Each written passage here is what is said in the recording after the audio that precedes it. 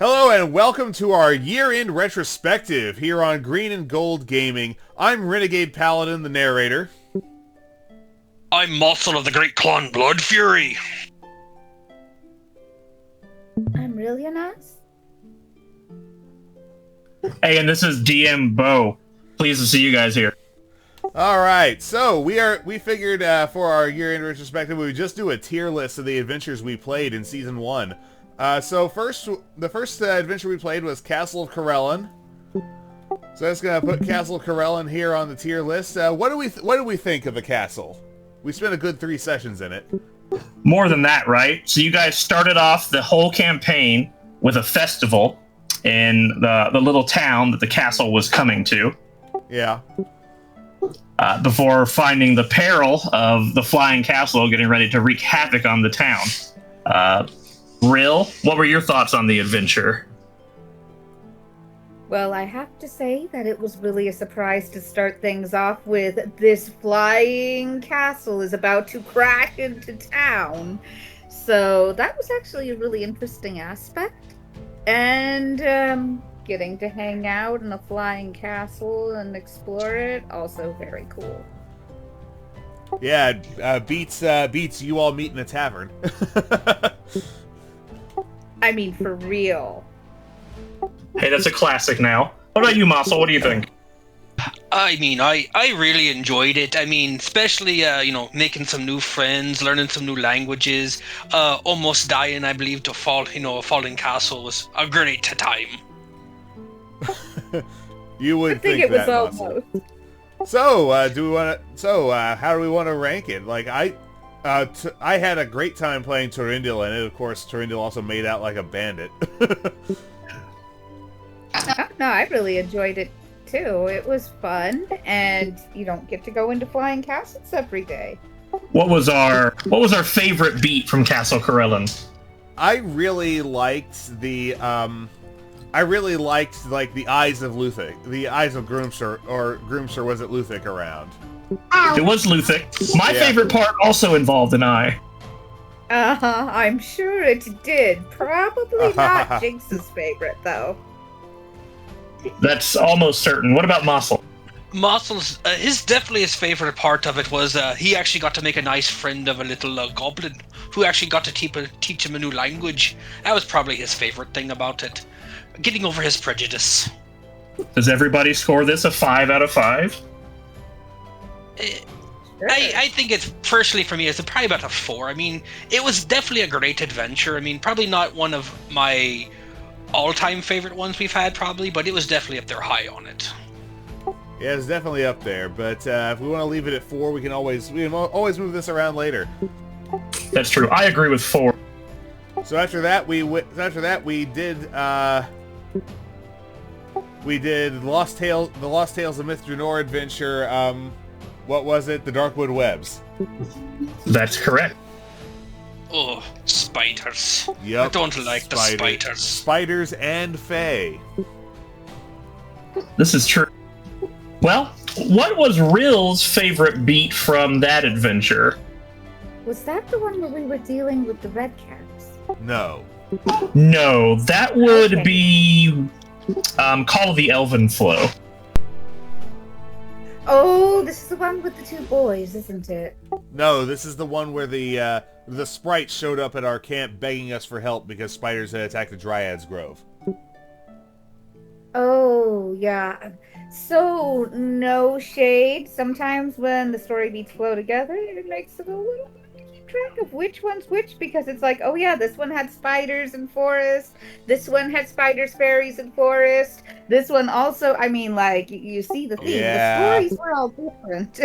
Don't feel too bad No there, doubt. friend Rill. I had too much to drink myself, and I get them all confused as well.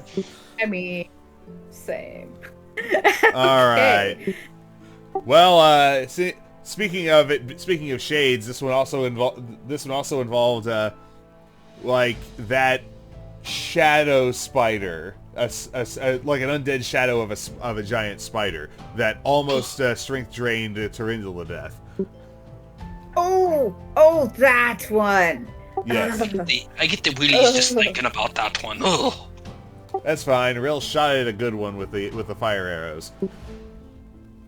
I mean, yes, that's what I do. Is what she does. So, what we think... It seems like it wasn't that memorable to at least half of us. I mean, I would probably rank it probably a good solid 3, 2.5 to 3. I mean, it wasn't definitely not one of our better adventures, but it probably wasn't our worst one. Yeah, I'd say same. Absolutely at a 3. I'd put that with a great other list of generic starter adventures. It kind of has a bunch of different, well-balanced story beats. Nothing particularly memorable about it, but it didn't have any glaring errors or problems as far as adventures go either. Yeah, so I think we'll leave it at a 3. I don't think we're going to have anything down in 2 and 1. You picked good ones. So after that was Call of the Elvenflow, as I recall. An Adventurers League one you converted. So Call of the Elvenflow that's the one with the 2 boys. Where we and the red cap. So that red cap fight went on and on and on because none of us had cold iron weapons. Oh, true. It was a long fight, but I don't think it was probably our longest fight we've had this time around. Oh, it certainly was not. We're gonna get to that. Oh, that was Actually, no, we won't get to that. Oh yeah, you're right. That's we right, won't because that's in the second. That's in season 2. So the red cap fight is interesting. It's the only major combat of that entire module, and it was a really long one because of the damage reduction of the red cap, which had the old template on it to make it a little less lethal. But it was just teetering on the edge of being a horrible experience because of that scythe. Yeah, one crit and it's all over for a second level character. That is correct. That holds true across many levels, to be fair. Yeah. But yes, I liked this adventure a lot. This one was more roleplay heavy, and it allowed creative puzzle solving. As far as adventures go, there's some real hits out there in the Adventure League, and this was definitely one of them for me. This one earns a solid 4.5 from me as a DM. As players, do we agree with that? Like, I didn't dislike it. Like, it did have a lot of roleplay elements, getting our guest narrator from Mother Strala was neat. Although that was in the video, not the gameplay. So I had some mic difficulties when we were actually going through this one, so I didn't have as much fun with it as I was trying to. But I think it showed up in the chat. Rill was actually doing her version of a rap battle with that stupid red cap because I decided, since I've got that whole bard dad in the background, that when she thinks that she might be doomed, she's gonna just let that I used to want to be a bard take over. And that was fun. It was also really funny to realize that my policy with Faye is basically like, okay, if you don't seem too malicious, I'm just going to remind you, people got to eat. And not mess with it too much, because Faye are powerful and weird, but they're part of nature. Yeah. As the video editor, I actually kind of not that the mic problems were any fun for you, but the fact that you had to type everything means that it shows up in the video. That's true. It does make it a little trickier though to realize what's going on. Yeah, the flighting was awesome. It was awesome. I had a lot of fun. I had a lot of fun just watching you two go back and forth. Where does Rill rank this one? Is this a 5 for you? I'd say at least a 4, yeah. 4 to 5. Massul would also rank it a good solid 4 as well, just because of the simple fact, being a more role-playing heavier session, it really got him out of his normal comfort zone, because normally he's just a big old beatstick kind of guy, but just to get there and do more diplomatic skills in his sort of way is also a very fun time. Alright, sounds like 4 it is. Sorry. Do we like it more than Castle Corellon? I don't think so. I'd say it's a pretty even tie, I'd say. Alright. Well, we can always go back and adjust later if we feel the need to. Up next is a real change of pace. The Wayward Wood, the Wayward Wives, not the Wayward Wood. That's later. This one opens with a young mother threatening to jump off a cliff with her baby, which was like a real shock. It's a real shock opening. I definitely remember being really focused on wanting to talk her down and keep her safe and not leave her alone. It was actually kind of hard to want to go through the rest of it and have to leave this lady alone for a while. Yeah, that was intense, although we all rose to the challenge, I think. Yeah, I was a little worried the tonal whiplash from the previous adventures was going to be a problem. But I think it carried through pretty well. A lot of Dungeons & Dragons always has that kind of really dark, horrible undertone to things, and it's good that it surfaces every once in a while. And some campaigns focus more on that and some less, but I think, again, it's usually always there. Yeah, definitely. Like, at the end of the day, you know, adventurers are going out risking their lives. And there are dangerous things to risk your lives against out in the world, and most people aren't adventurers. That's true. Let me get ahead of the party on this one. My favorite thing about this adventurer is the stupid barkeeper who stole from the Goddess of Bad Luck Shrine and got his ass cursed. Yeah, that was hilarious. Refresh my memory, friends. Is this also the one where we had the whole bunch of the housewives who tried to chase us out? Yes. Yes. Yes, that's right. That's the one where I got to kind of talk them down in my own little way when they came at us with the frying pan. That Massul's favorite part? Oh, yes. Most definitely. Túrendil's favorite part was putting paid to that damn hag. Although... Honestly? Go ahead. On a different... You're okay, go ahead. Although... the ending was super creepy, as hag endings tend to be, you know, finding our own lost things from years ago on her person. That was a little addition by whoever was running that module. Yeah. As you were saying, Ril, your favorite beat?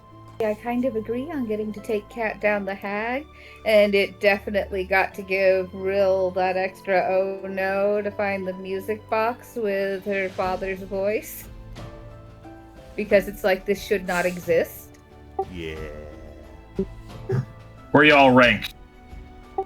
I liked it. I'd say a 5 for me.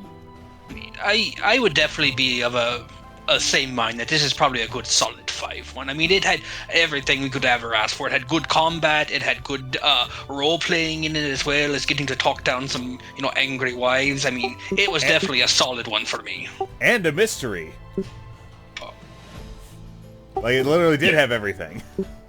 Yep, I think that this is one of again, this was an Adventure League adventure, and I think it really shows that there's some great stuff out there. Now, I would not want to play adventures like this all the time because it was so dark and depressing, but I think for what it is, it's really a shining example of, like, this is such a good thing to do. I don't think you necessarily need to play the previous Call of the Elvenflow adventure, because this is part of a multi-adventure series to enjoy Wayward Wives, but they are geographically in the same location and sort of linked in the very end. But yeah, so speaking of tonal whiplash, our once per season comedy adventure was putting Faire.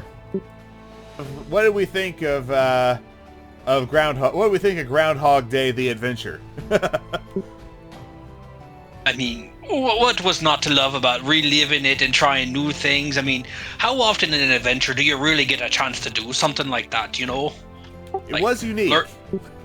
Learning from your mistakes and trying out something new and different each time to try to figure out the puzzle. I mean, it was solid for me. Oh man, it was literally Groundhog Day. I only just realized that. The bad guy was Erdlin. Yeah. The festival was an interesting change of pace. I liked it. We never found out what the deal was with that psychic in character. Out of character, she was a doppelganger. That is correct. Who is our favorite NPC going around? Starting with Massul. Annie Cutlick. Nanny Or Counselor? Cutlick. Yes. I loved her the most, especially her candy. She had some of the best candy of all time. Yeah. I don't remember all of them. I don't want to say something wrong. Oh, okay. Well, you're not going to offend them. Was it the grumpy old prospector? I don't even remember the grumpy old prospector. I'm not gonna lie. The grumpy old prospector was the bad guy. Oh yeah, I didn't think of them as the prospector. The toad mare? The love-stricken halfling? There's a lot of halflings. I think the love-struck halfling would have been Jinx's favorite. She couldn't make it to this. She couldn't make it to this recording session. Unfortunate, to say the least. And then Nanny Cowslip. Nanny Cowslip, I suppose? I remember there was someone who had some sort of puppet show or something, and it was vaguely funny because Rill tried to fill in because disaster had struck and tried to get her owl to entertain people. That was entertaining to me. Yes, you guys solved this mystery pretty quickly in terms of the adventure. It allows it to go on quite a bit longer, and worse things start happening in the loop, unlike in the Groundhog's Day movie, as Erdlin's influence grows. For me, this adventure was a 5 out of 5, but it's a lot of work to prep that festival. Yeah, I imagine, especially like with things changing on the daily. It involved basically laying everything out in an Excel sheet to be constantly referencing. And that worked pretty well, so if someone's listening to this and they're planning on running a festival hour by hour, an Excel sheet will definitely make that a lot easier.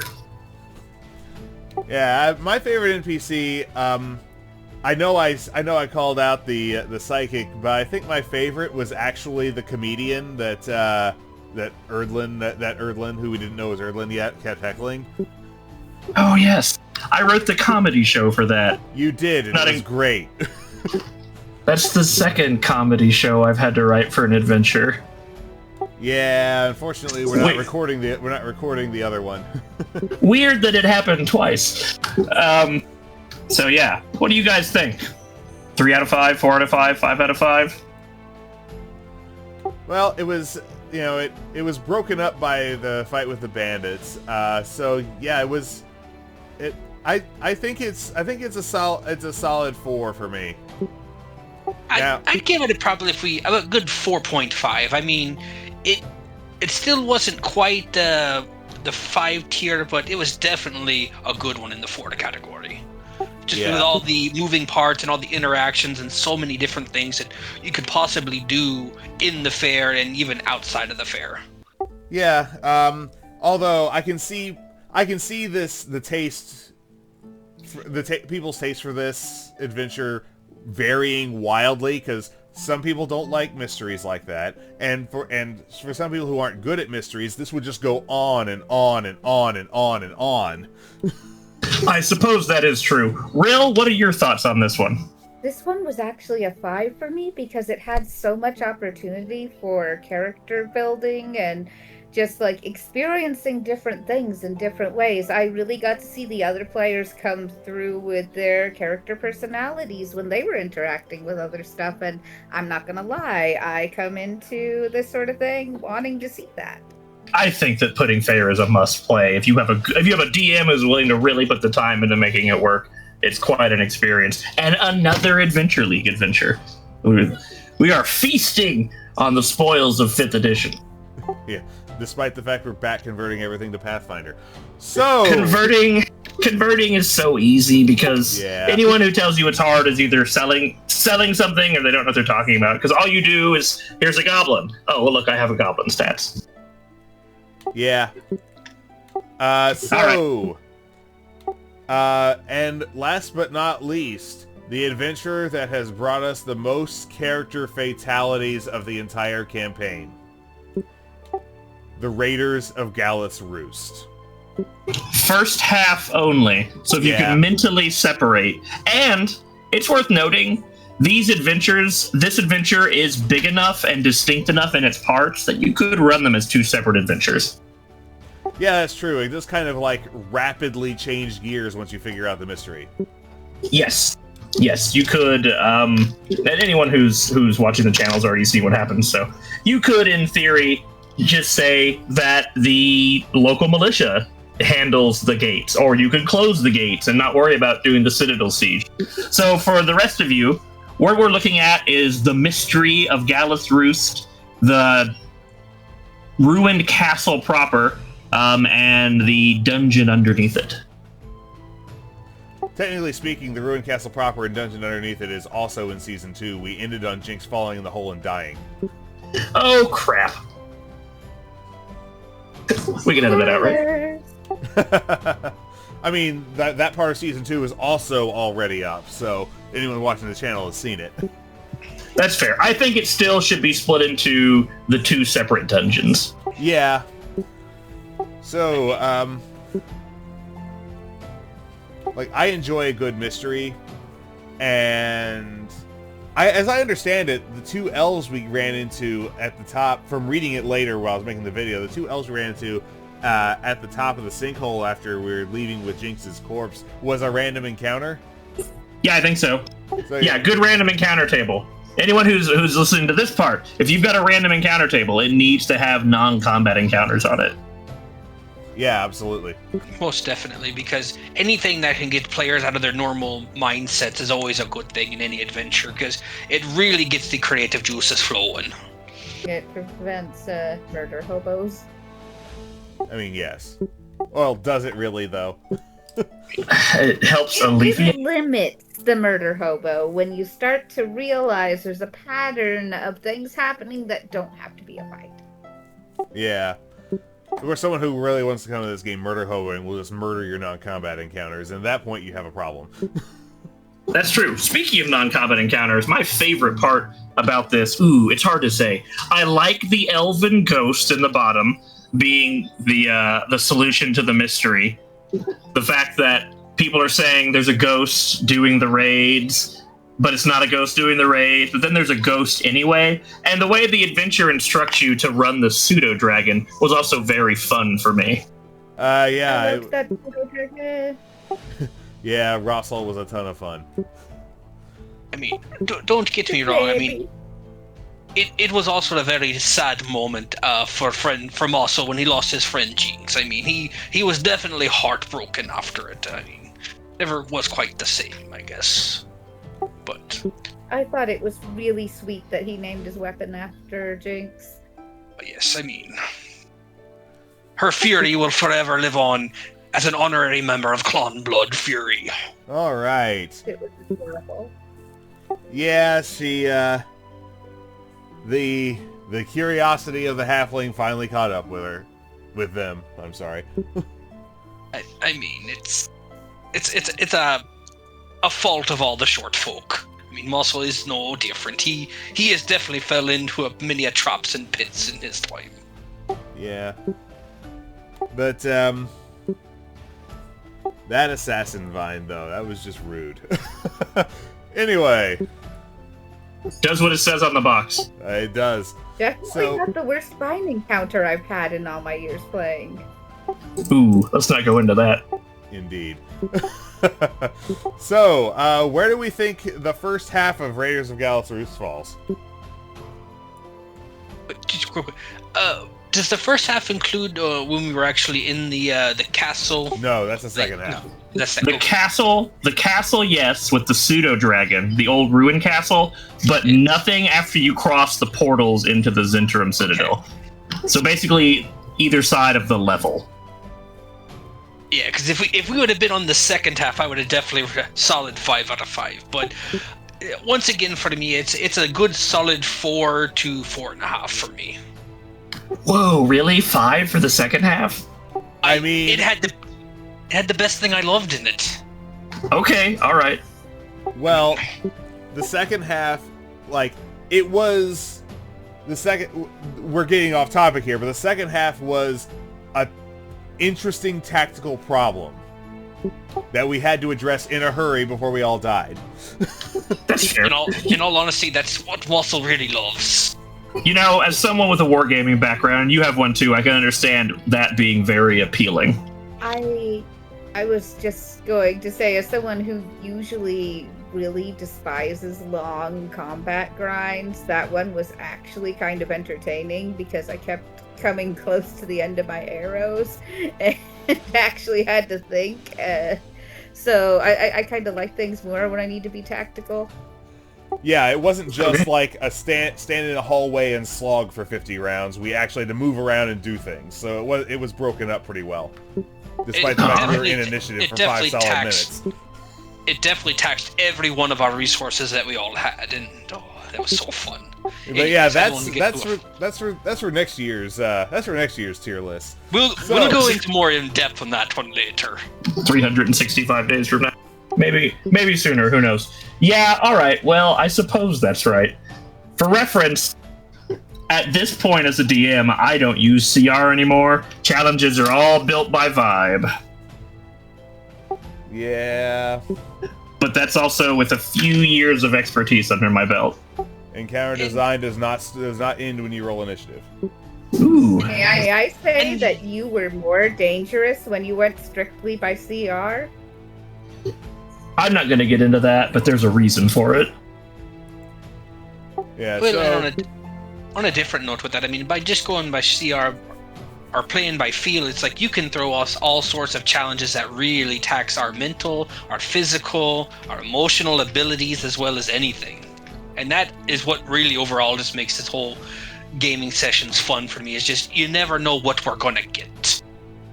So we have everything on a tier list. Are we happy with how this came out? I would say most definitely, from my standpoint, I am most definitely happy with it. Looks good to me. It seems like we're about wrapped up here, so if you followed us this far, if you're still watching this far, thanks for following our channel. Please like, share, and subscribe. And if you have opinions on our adventures, or the videos we made from them at any rate, please leave a comment and let us know how if you agree with our rankings.